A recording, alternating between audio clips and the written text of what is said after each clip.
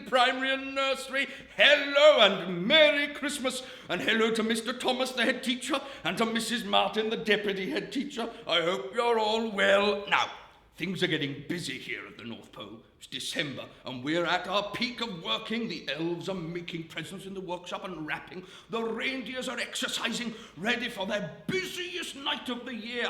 Even now, yes, I can hear them doing loop-the-loops on the roof up there. Oh, they're so busy, those reindeers, and a little bit naughty.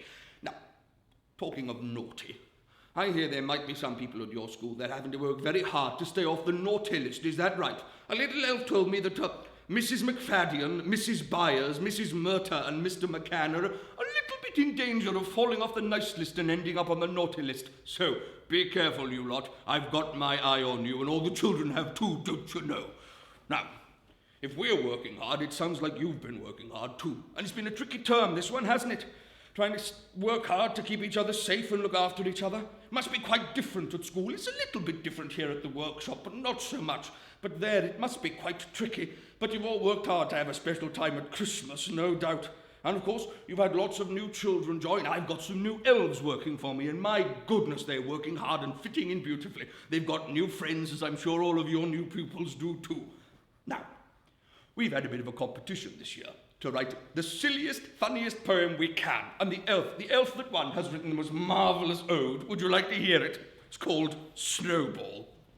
I made myself a snowball, as perfect as could be. I thought I'd keep it as a pet and let it sleep with me. I made it some pyjamas and a pillow for its head. And then last night it ran away. But first, it wet the bed. Very, very silly, wet the bed.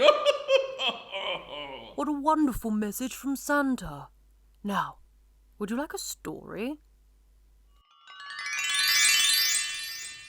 The night before Christmas. 'Twas the night before Christmas, when all through the house not a creature was stirring, not even a mouse. The stockings were hung by the chimney with care, in hope that St. Nicholas soon would be there. The children were nestled all snug in their beds, while visions of sugar plums danced in their heads. And Mamma in her kerchief and I in my cap had just settled down for a long winter's nap, when out on the lawn there arose such a clatter, I sprang from the bed to see what was the matter. Away to the window I flew like a flash, tore open the shutters and threw up the sash.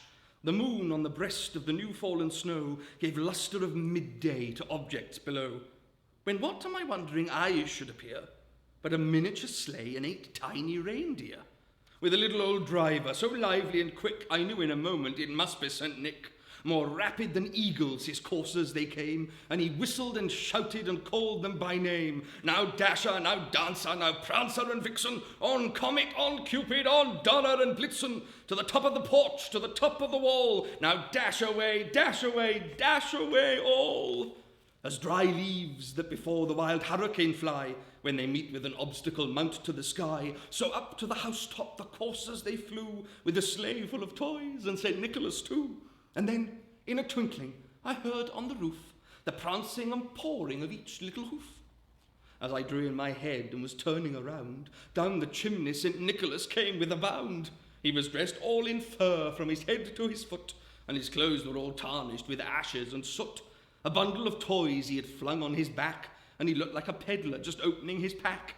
His eyes, how they twinkled, his dimples, how merry, his cheeks were like roses, his nose like a cherry.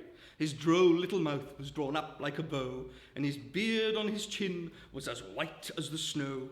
The stump of a pipe he held tight in his teeth, and the smoke it encircled his head like a wreath. He had a broad face and a little round belly that shook when he laughed like a bowl full of jelly.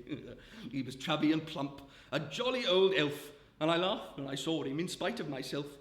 A wink of his eye and a twist of his head soon gave me to know I had nothing to dread.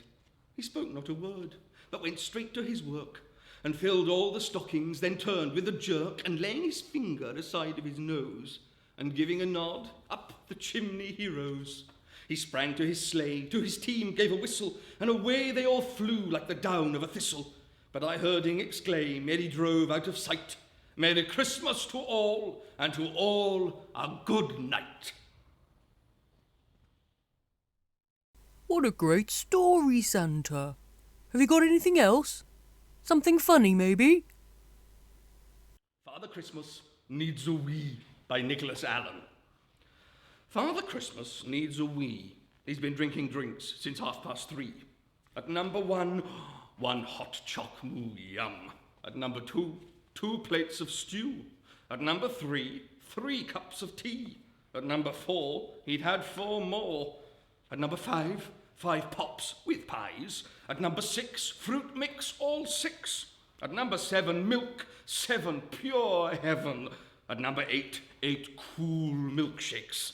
At number 9, 9 lemon and limes. At number 10, 10 teas. And then, I think that you will clearly see why Father Christmas needs a wee. But what with all those drinks in mind, he forgot to leave the presents behind. And so, at number 10, he left 10 pens. At number 9, 9 nursery rhymes. At number 8, 8 pairs of skates. At number 7, sweets, 7, more heaven. At number 6, 6 colourful bricks. At number 5, 5 toys to drive. At number 4, 4 beasts that roar.